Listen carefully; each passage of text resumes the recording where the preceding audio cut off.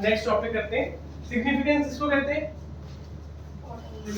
Importance को, जरूरत, ठीक है। Why we are studying BOP, हमें इसका फायदा क्या है मैक्रो लेवल पे, ठीक है।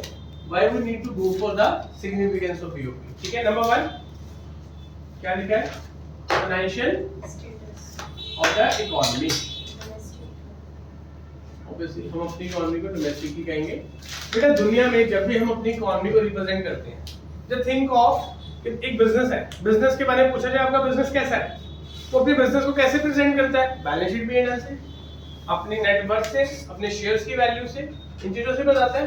इस तरह एक इकोनॉमी ने अगर फॉरेन से लोन लेना है, किसी के साथ बिजनेस करना है या ट्रेड करना है, तो उस इकोनॉमी की पोजीशनिंग इन इंटरनेशनल मार्केट कहाँ है, तो इसको मतलब डोमेस्टिक इकोनॉमी का हमारा फाइनेंशियल स्टेटस कहाँ से रिफ्लेक्ट होता है, it is reflected with the help of balance of payment.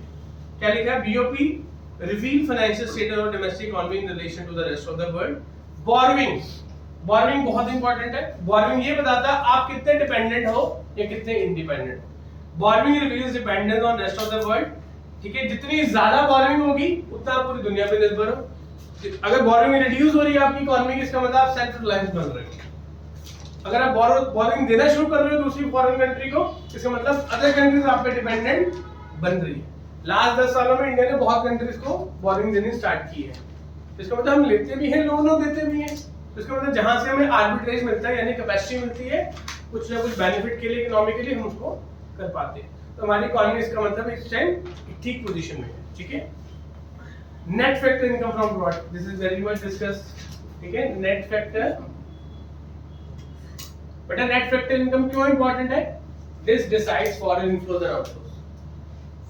पूरी दुनिया के साथ कितना ट्रेड होगा, उससे कितनी पेमेंट आएगी, कितनी पेमेंट जाएगी, that is very much important in knowing our reserves and our position, ठीक है। इंपोर्ट एंड एक्सपोर्ट ये भी हम डिस्कस कर चुके हैं। नेट एक्सपोर्ट्स, कौन कौन सी कंट्री एक्सपोर्ट सरप्लस है दुनिया में, जाके चेक करो, you will find only 2-3 countries, America, ठीक है, जापान, चाइना, और वही कंट्री टॉप 5 में पिछले 20 सालों से। तो जब कोई कंट्री नेट एक्सपोर्ट हो जाएगी तो उसका फॉरेन इनफ्लो क्या हो जाएगा, पॉजिटिव। डिपेंडेंस ऑफ बोरोइंग क्या हो जाएगी, कम हो जाएंगी, ठीक है ना। चाहे आपकी कंट्री का साइज 10 करोड़ है, चाहे आपकी कंट्री का साइज 150 करोड़ है, नटशल बात क्या है कि आप अपना नेट एक्सपोर्ट कर रहे हो, इसका मतलब अपनी कंट्री की जरूरतें मंगवा के भी कुछ एक्स्ट्रा दे रहे हो दुनिया को। We doesn't go into the nitty-gritty needs कि एक आइटम कम है, 2 कम है, ज्यादा है। हम टोटली अपनी कंट्री से ज्यादा आउटपुट क्रिएट कर रहे हैं देन इनपुट, ठीक है ना। That is a very positive signal, ठीक है। उसके बाद मार्केट पोटेंशियल, ये क्या होता है बेटा बताओ, व्हाट इज पोटेंशियल। पोटेंशियल का मतलब क्या होता है, जनरल पोटेंशियल क्या होता है, कैपेसिटी, कैपेबिलिटी। मार्केट, हमारी इंडियन इकोनॉमी का मार्केट पोटेंशियल कितना है, या एक डोमेस्टिक कंट्री का दूसरी दुनिया के हिसाब से कितना पोटेंशियल है। आज जियोपॉलिटिक्स को अगर देखें, बाकी कंट्रीज वीक हो रही हैं, तो वो कौन सी कंट्रीज ढूंढ रहे हैं जहां पे पोटेंशियल हो, ठीक है। पहले पाकिस्तान में इन्वेस्टमेंट और श्रीलंका में इन्वेस्टमेंट ज्यादा क्यों हुई, क्योंकि छोटी कंट्री से उनको मैनेज करना इजी था, बट वो फेल हो गया। जिस कंट्री में एक स्ट्रॉन्ग, पाकिस्तान में ज्यादा फंडिंग आई इंडिया से, 90s में फंडिंग आई, हम पढ़ेंगे एलपीजी में के, लेकिन पाकिस्तान में उससे पहले फंडिंग आ गई थी। श्रीलंका में फंडिंग ज्यादा होगी, मतलब वहाँ ये लगा कि कम पॉपुलेशन है, वहाँ के रिसोर्सेज को मैनेज करके एक अच्छी आउटपुट निकाली जा सकती। पर कैपिटा ही बढ़ाना है, टोटल वैल्यूएशन से ज्यादा मतलब क्या बढ़ता है, पर कैपिटा ज्यादा is a good measurement for the economic standard. तो लेकिन वो सस्टेनेबल नहीं रह पाया economically, socially, human welfare, political, तो वो फेलियर हो गया। जिस कंट्री में वो सस्टेनेबल रह पाएगा, ठीक है ना, यूरोपियन कंट्री में कुछ में है, कुछ में आज वो भी कोलैप्स कर रहा है। तो इसका मतलब मार्केट पोटेंशियल जज होता है उनकी इकोनॉमिक पॉलिसी से, उनकी इकोनॉमिक स्टेबिलिटी से। उनकी सिर्फ पैसा बढ़ जाए, जीडीपी बढ़ जाए, आउटपुट बढ़ जाए, वो एक शॉर्ट टर्म मेजर है 10-20 साल का, बट एक वेरी लॉन्ग टर्म एक अच्छी कंट्री की रिकग्निशन कैसे हो पाएगी, उसका पोटेंशियल ट्रूली कहां पे रेस्ट करता है। क्या लिखा है, BOP count refers to the market potential of domestic economy by size of foreign investment. कितना पैसा कंट्री में आ रहा है उससे पता लगता है इस कंट्री में कितना पोटेंशियल है। अगर 10 लोग आपके ऊपर ट्रस्ट करके पैसा लगा रहे हैं, 20 कंट्रीज लगा रही है, तो उसका मतलब आपकी इकोनॉमी में कहीं ना कहीं पोटेंशियल है अभी, तो उस पोटेंशियल को यूटिलाइज करने की बात हो रही है। Larger the size of foreign investor, the high is the market potential, ठीक है। लास्ट आता है कि कंट्री की monetary and fiscal policies. Monetary policy किसको कहते हैं, मनी, ये हमने कहाँ पढ़ी? मनी एंड बैंकिंग में। एंड फिस्कल पॉलिसी किसको कहते हैं? गवर्नमेंट बजट को कहते हैं, एक साल की फाइनेंशियल पॉलिसी को। तो ये अब कल परसों मैंने आपको बोला था ना, लास्ट वीक भी बताया था, इस टाइम पे आरबीआई को एक प्रॉब्लम आ रही है। किस चीज की प्रॉब्लम आ रही है? इन्फ्लेशन तो चलो एक जनरल प्रॉब्लम है, एक इकोनॉमिक पीरियड के कारण प्रॉब्लम है। नोट्स की क्या प्रॉब्लम आ रही है?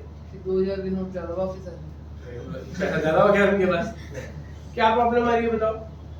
हमने बैंकिंग सिस्टम में पढ़ा था, अगर आप थोड़ा बहुत न्यूज़ रेफर करते हो, लास्ट 2 डिकेड्स में सबसे ज्यादा क्या है? डिपॉजिट क्रंच है। डिपॉजिट क्रंच का मतलब लोग आगे सेविंग्स में, एफडी में पैसा रखते थे। अब लोग कहाँ शिफ्ट हो गए हैं? They are shifting to alternate sources, चाहे सिक्योरिटीज हो, चाहे म्यूचुअल फंड्स हो, चाहे अदर फॉरेन करेंसीज हो। तो आरबीआई की जो लैंडिंग, जो ग्रोथ रेट ऑफ डिपॉजिट है वो 12-13% है, पर लैंडिंग कितने से इंक्रीज हो रही है? 20% से हो रही है। तो शॉर्ट टर्म में तो बहुत प्रॉफिट्स कमाएंगे बैंक, और लॉन्ग टर्म में फंडामेंटली क्या हो जाएगा? वो जो मार्जिन होता है लिक्विडिटी एडजस्टमेंट में कम होता जाएगा। तो अगर डिपॉजिट्स नहीं आए तो बैंक कहाँ से लाएगा पैसे? बैंक को बोरोइंग्स करनी पड़ेगी, ठीक है ना। जो तो बैंक्स बोरो कर पाएंगे वो इंटरनेशनल मार्केट, डोमेस्टिक मार्केट से, वो तो चलेंगे, लेकिन बाकी बैंक्स फेल होंगे आने वाले टाइम में। That is not a good signal for the banking, not for the people. उससे इंडस्ट्रीज को लोन लेना में प्रॉब्लम होगा, पर वो जो इंडस्ट्री जो सिक्योरिटी मार्केट में ऑपरेट करती है उनको लोन्स मिल जाएंगे, उनकी कैपिटल लिक्विडिटी मिल जाएगी, लेकिन छोटे बिजनेसमैन को और प्रॉब्लम आएगी आने वाले टाइम, ठीक है ना। तो थोड़ा सा मॉनेटरी पॉलिसी जब भी आती है हमारी, बजट तो एक बार ही आता है, मॉनेटरी पॉलिसी कितनी देर बाद आती है? Quarter year. तो थोड़ा बहुत उसको ओवरव्यू कर लिया तो 3 महीने बाद आती है, ठीक है। BOP performance of a country impacts the monetary and financial policy. अगर हमारा नेगेटिव आता है, डेफिसिट आता है, डिसइक्विलिब्रियम आता है, तो क्या होगा? आरबीआई की पोजीशन वीक होगी, तो आरबीआई अपनी मॉनेटरी पॉलिसी में रेट चेंज करेगा, कमाई करने का जरिया ढूंढेगा ना, इंटरेस्ट रेट बढ़ाएगा या कुछ और चीजें करेगा या प्रिंटिंग ऑफ नोट्स करेगा। They will go to alternative resources, ठीक है। In case of greater flow of foreign exchange in the rest of world, there is a pressure of demand in the domestic currency. अगर आप foreign currency, अब क्या हुआ Russia का और India का, देखो 2 साल से बहुत सारा इंपोर्ट एक्सपोर्ट चल रहा था, तो हमने एक्सपोर्ट इंपोर्ट बहुत किया रशिया से, उसको एक्सपोर्ट भी किया आगे, उसमें भी एक प्रॉब्लम आ गई। क्या प्रॉब्लम आई? रशियन करेंसी कौन सी है? रूबल करेंसी को पेमेंट में करने के लिए हमारे पास फॉरेन रिजर्व्स कम पड़ गए, और रशियन करेंसी कहीं से मिल नहीं रही थी। तो इसका मतलब करेंसी का ओवर एक्सेसिव इनफ्लो भी होना, वो भी अच्छी बात लॉन्ग टर्म के लिए नहीं होती, क्योंकि एक लिमिट तक आप उसको यूज कर सकते हो, उसके बाद आप उसको एक्सचेंज क्या करोगे? मैकेनिज्म तो एक्सचेंज की बात है ना। तो ओवर फ्लो भी और ओवर इनफ्लो भी, दोनों को बैलेंस करना पड़ेगा। उसके लिए वो क्या करेंगे? वो गवर्नमेंट पॉलिसीज के अंदर जो पैसे पड़े, और मॉनेटरी पॉलिसी में पड़ा कि हम ओपन मार्केट ऑपरेशंस करेंगे, इंटरेस्ट कम ज्यादा करेंगे, हम एलआरआर को चेंज करेंगे, लिक्विडिटी को चेंज करेंगे, तो वो सारी चीजें इफेक्ट में आएंगी, ठीक है। तो इन केस ऑफ पुअर इनफ्लोस, ठीक है, तो टैक्स बढ़ाया जाएगा। बेसिकली इनकम कम हो रही है गवर्नमेंट की, या फ्लोज कम हो रहे हैं। Briefly, BOP allows the financial strength, reveals the financial strength of an economy, ठीक है, in strength to the rest of the world। तो सिंपल सी बात है, BOP है क्या? पूरी दुनिया के सामने हमारी कंट्री की कैसी फाइनेंशियल पोजीशन है। जैसे एक कंपनी की बैलेंस शीट होती है, ऐसे हमारी फॉरेन करेंसीज के साथ क्या डीलिंग है। For less developed countries like India, it highlights the need of boring from rest of the world. तो हमारी कितनी जरूरत है बोरिंग की, हमारी बोरिंग कैपेसिटी कितनी, बोरिंग पोटेंशियल कितना है, ये चीज थोड़ी थोड़ी चेंज हुई है, पर अभी भी हमें बोरो करना पड़ता है। अब जाके बैलेंस ऑफ पेमेंट की नेट स्टेटमेंट देखो, गवर्नमेंट में नेट देखो, नेट डेफिसिट ही चल रहा है। वो सरप्लस जब तक नहीं आएगा, और सरप्लस आना भी बहुत बड़ी बात है, इक्विलिब्रियम भी आ जाए तो बहुत अच्छी बात है, ठीक है, डन। अब ये एक एक्स्ट्रा टॉपिक है, what are the reasons for cause of disequilibrium. ये जनरल वैसे पूछा नहीं जाता, कई बार केस स्टडी आ जाए तो आंसर करने में हेल्प करता है। मैंने आपको 3 रीजंस में समझाया है। नंबर 1 है सोशल फैक्टर्स, जैसे आजकल देखो लोगों की डिमांड चेंज हो रही है, लोग ब्रांडेड स्टफ में जा रहे हैं, हर चीज हम एक इंपोर्टेड और एक्सपोर्टेड का हम क्राइटेरिया नहीं देखते। When we buy the things, daily soft drink से लेकर, कपड़ों से लेकर, शूज से लेकर, how many of them are exported and imported, Indian make है या फॉरेन मेक है, हमारी को कंसीडरेशन नहीं है, हमारी एक पर्सनल चॉइसेस क्रिएट हो गई है, तो उसके कारण इंपोर्ट एंड एक्सपोर्ट पे बहुत सारा इफेक्ट आ रहा है, ठीक है। Cross border prejudices, cross border prejudices क्या होता है? हमारा हमारे नेबरिंग कंट्रीज के साथ क्या रिलेशनशिप है। अब इंडिया पाकिस्तान का रिलेशन कैसा है? every 80 to 90% out of people they are not having a positive relation trade को लेके, सोशल एक्सचेंज को लेके। तो इसका मतलब वहां पे जबकि नेबरिंग कंट्री के साथ एक्सपोर्ट और इंपोर्ट करना सबसे सस्ता पड़ता है, सोशली सोचा जाए, पॉलिटिकली सोचा जाए, इकोनॉमिकली सोचा जाए।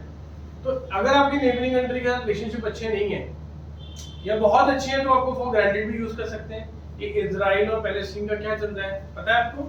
वहां पे उनका बहुत कंफ्लिक्ट चल रहा है 50 सालों से, तो इंपोर्ट एक्सपोर्ट बहुत ज्यादा प्रॉब्लमेटिक है। तो अगर आप अपनी नेबरिंग कंट्री के साथ अच्छा रिलेशन करते हो तो आपका इकोनॉमिक ट्रेड बढ़ेगा, इकोनॉमिक वेलफेयर बढ़ेगा, फॉरेन करेंसी फ्लोज के ऊपर डिपेंडेंस सस्ते में होगी, ठीक है ना। जैसे एग्जांपल लिखा हुआ है लाइक इंडियन पाकिस्तान में force them to shift to the expensive sources. Government of India ने क्या कह दिया कि हम पाकिस्तान से कुछ बाय नहीं करेंगे, चाइना से बैन कर दिया था। बैन करने पे क्या हुआ, कुछ चीजें महंगी भी तो हुई ना हमारी, तो इसका मतलब हमें इकोनॉमिकली तो उसको हमें लेना पड़ेगा ना, नुकसान तो करना ही पड़ेगा। पॉलिटिकल रीजंस, पॉलिटिकल इंस्टेबिलिटी जो कि हमारी कंट्री में अभी नहीं है। 2004 के बाद हमारी कंट्री में पॉलिटिकल स्टेबिलिटी है। पॉलिटिकल स्टेबिलिटी क्या होता है मैंने आगे भी समझाया था, एक ही गवर्नमेंट है वो बार बार चेंज नहीं हो रही। इस बार थोड़ा सा डाइसीनेस हुआ था, मेजॉरिटी नहीं ना सिंगल किसी भी पार्टी को, तो दो पार्टीज के मिलके बनाई है, तो इसलिए थोड़ा बहुत आप उसको देख सकते हैं। कुछ स्टेट्स को फेवर जाएगा, कुछ स्टेट को फेवर, वो डोमेस्टिक इशू है। लेकिन जब बहुत ज्यादा कोलिशन गवर्नमेंट होती है, लेट्स से जिस पार्टी ने फॉर्म किया उसके बाद दूसरी पार्टी वाले इकट्ठे हो जाते हैं सारे 6 लोग, तो आपको दिखता है कितना बुरा हाल होता है। उसको कहते हैं political instability. Prime minister change हो जाएगा 2 साल बाद, ठीक है ना। ऐसा भी होता रहा है इंडिया में और बहुत सारे कंट्रीज में ऐसा अभी भी होता है। लंदन में देखो क्या हुआ था, बोरिस जॉनसन कौन था, यूके का prime minister, president, prime minister, वहां पे भी प्राइम मिनिस्टर के पास पावर होती है, इंडियन कॉन्स्टिट्यूशन वहीं से आया। वो स्टेप डाउन हुआ, कोई प्राइम मिनिस्टर ही नहीं है, इलेक्ट ही नहीं हो पा रहा था। ऋषि सुनाक बना, वोटिंग से बना, लीस्ट ऑफ द पर्सन हुआ, तो एक ही टर्म में 2 से 3 प्राइम मिनिस्टर चेंज हो गए। दैट इज व्हाई यूके वो अगले 5 साल के लिए बना कि वो नहीं, सिर्फ रिमेनिंग टर्म के लिए बनता है ना। अब री इलेक्शन हुए तो उसमें नहीं जीता वो, री इलेक्शंस हो रहे हैं ना यूके में, अगले नेक्स्ट टर्म के हो रहे हैं। तो पॉलिटिकल इंस्टेबिलिटी के बहुत सारे एग्जांपल्स हैं ढूंढो पे। इंडिया की 2004 से पहले, 1999 से पहले इंस्टेबल गवर्नमेंट होती थी। पॉपुलिज्म क्या होता है, policies like huge cut on import duty. बेटा एक्सपोर्ट और इंपोर्ट ड्यूटी लगती है, टैक्सेस लगते हैं, आगे इंपोर्ट के ऊपर 200-300% टैक्स लगता था, तो इंपोर्ट डिस्करेज किया जाता था। लेकिन वो ड्यूटी ही कम होगी, जैसे गोल्ड के ऊपर ड्यूटी कम हुई हो, ठीक है ना। लग्जरी ब्रांड्स के ऊपर ड्यूटी कम हो गई है, आगे 100% 200% कार्स के ऊपर होती थी, लग्जरी के या अदर ब्रांड्स पे होती थी, पर कम है एज कंपैरेटिवली 20 इयर्स बैक जो था उससे कम हो गया, ठीक है ना। तो वो हमें WTO एग्रीमेंट से, वर्ल्ड एग्रीमेंट, दूसरी दुनिया के लोग कहते हैं, कंट्री के कहते हैं हमारा सामान आएगा तो हम आपका लेंगे, तो कंडीशंस को फुलफिल करना पड़ता है, ठीक है। लास्ट आता है इकोनॉमिक रीजन, हमें डेवलपमेंट, इन्फ्लेशन और एक साइक्लिक फ्लक्चुएशन, ये मैं कल समझाऊंगा अभी, ठीक है ना। ये लास्ट वाला टॉपिक हम कल करते हैं discuss, economic factors and how this equilibrium can be restored, ठीक है।